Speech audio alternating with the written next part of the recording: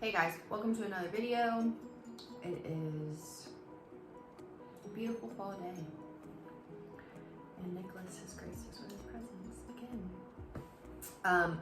I put a little question box up on Instagram asking for questions about infertility. So we're gonna answer this for you guys. Yes. Just dive right on it. Yeah. The first question is, how do you cope with the monthly disappointments of infertility? I cry a lot. I don't know. It seems like kind of far removed right now. I was very anxious.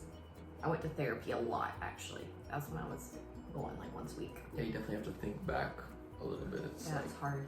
Been 2 years, over 2 years, I guess, since you really dealt with the struggle of it. But it was a lot of just doubt. I remember you were just not in great spirits all the time. Yeah, and obviously there's a male factor and a female factor. So I feel like whoever's body is kind of the reasoning behind the infertility, I think you carry that weight a little bit more because you may feel like your body's a failure. So yeah, lots of therapy and lots of just talking to each other and asking for prayer from our support group. Yep. How do you respond when people ask when you're having a baby? And that's obviously for people that are infertile but trying to have babies, so. You want to go with that one? I'm always just really upfront when people are like, when are you having a baby? I'd be like, well, we've been trying for however long and it's not happening. And then they're kind of like, oh, maybe I shouldn't ask stuff like this all the time. Yeah, I don't try to be, unless you don't feel like having that conversation for the day, it's like, but whatever. I feel like when you answer that way, because I got to the point where I just answered that way before, I feel like when you're upfront honest, it honestly shuts the conversation down. Whereas if you say, oh yeah, we're trying, like, or we want a baby, like, they just carry the conversation on and on. Whereas, that's what they think you want. Yeah, because people like to talk about it. But when you don't, I think when you're just upfront and blunt, it shuts it down and only gets brought up by the people that know what's going on when you want to talk about it. Would you guys consider adoption if you choose not to go through IVF / don't get naturally pregnant? We have talked about this. Doubtful. Really? I felt like a month ago you wanted to. Yeah, it comes and goes, but I feel like if you wanted to adopt, it shouldn't come and go. Like, you should just... But I also, like, come and go with wanting to have a second baby. Right, so that's why we're not. I might not be having one. Yeah, I like the idea of adoption, but I don't know. I think it would be further down the road for us than if we had our own child. And personally, because I would like to go for the older kid route if we adopt. We don't want to adopt a baby. Like, we know that it's pretty much, it's like a puppy. Like, everybody wants a puppy or a baby. I would love to adopt like a teenager maybe and almost be like a mentor. So that would be a little further down the road for us. Would you agree? I don't know. It's a lot to think about. It's just, I feel like if you want to adopt, you need to know without any doubt. And right now there's many doubts, so. It's just scary. You don't know what you're gonna get, sadly. We just watched some show about adoption and like the struggle this couple went through to adopt for like a year. What was that? It was a long time, but just that helped really make it seem more real and like how it works. So I think that was, what was it called? Trying. Yeah, on Apple TV. Yeah. Yeah. It's just, I don't know. And if you watch, what's that one movie we really like? That family movie? Blended Family? No. Oh yeah, Instant Family. Instant Family. That's a great movie and it opens up your eyes to adoption on how hard it probably truly is. So I think it could be honestly harder than raising your own biological child. Next question is, did your insurance cover any fertility treatments? And we answered that in another video, the cost of IVF video. We talk a lot about that and we remembered it a lot better back then. Yeah, but I think we can also answer it from a different perspective now. So yes, our first IVF round was covered at 50% for procedures, and I think it was 80%, no, 80% procedures, 20% drugs. I don't know. Go back and watch that video. But yeah, so we did get some infertility coverage, and it's just one lifetime. So if we still had that insurance, they wouldn't cover it again. But our new insurance now, because Nick's at a different company, we get zero coverage whatsoever for IVF. They don't even cover a percentage of infertility appointments just to talk to a doctor. Like, we got charged $400 for talking to our doctor on the phone. So but now luckily, we'll be out of pocket. luckily, we already have the embryos ready to go. Yes.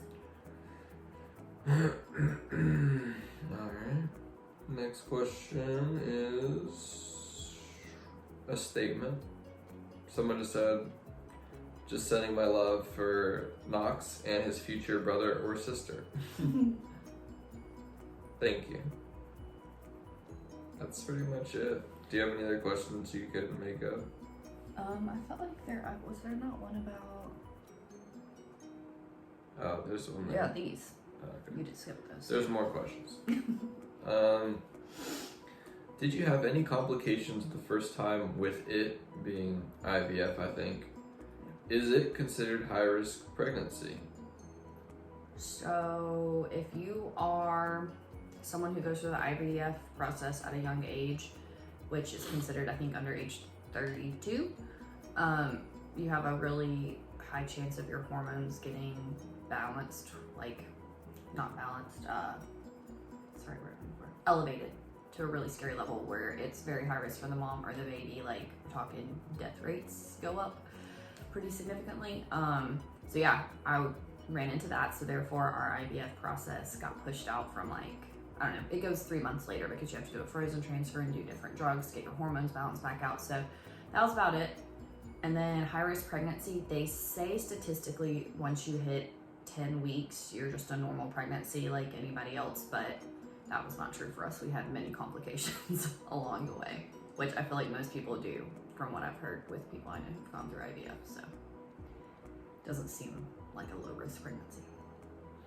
And I think this question was supposed to be before that one, but how painful is the process of IVF physically and mentally, and which is worse? Nick can maybe answer this from an outside perspective when I get done with how he think I handled it and how he handled it mentally.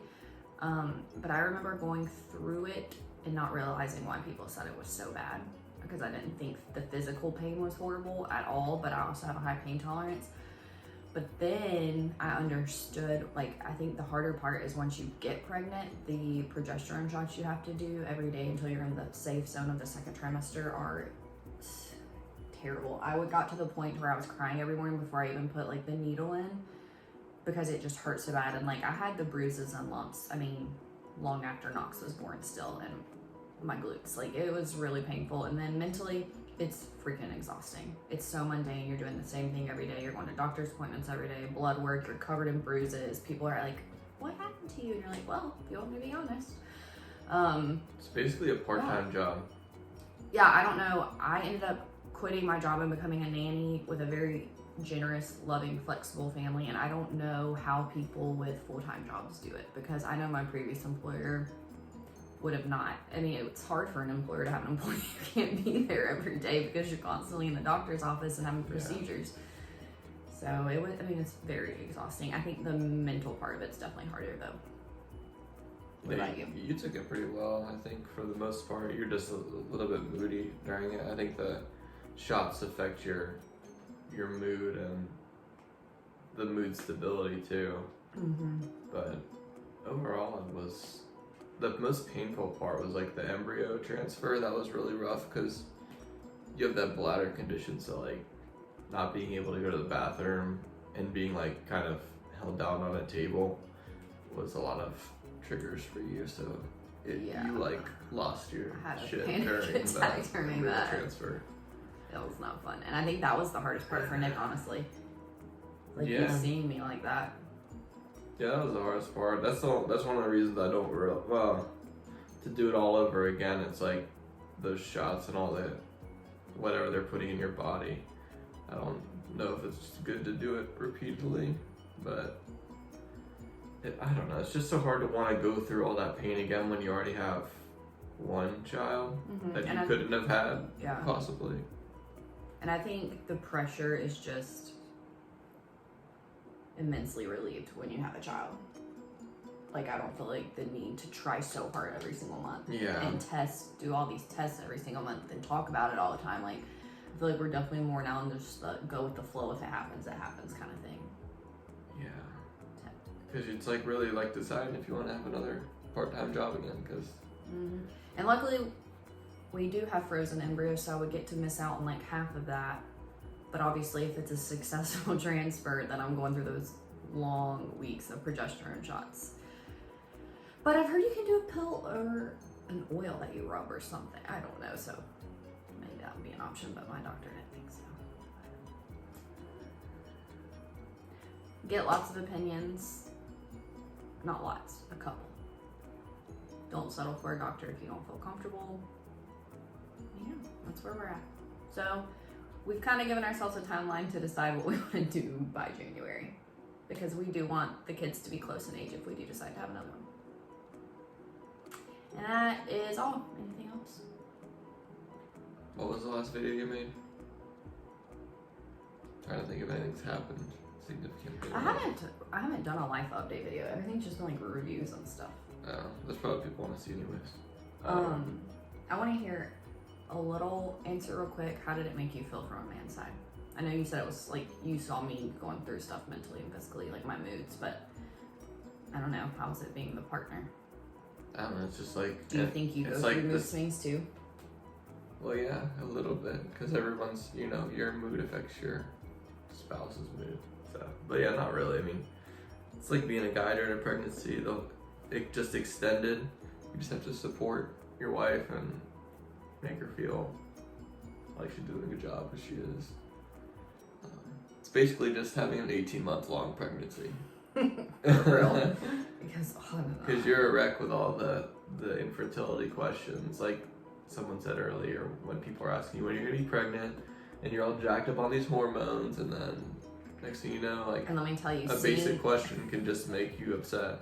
Seeing a pregnancy announcement when you're going through that. Yeah. And it you're happy for those people, but I swear it's every single person you know gets pregnant at the same time when you're going through it, and it sucks.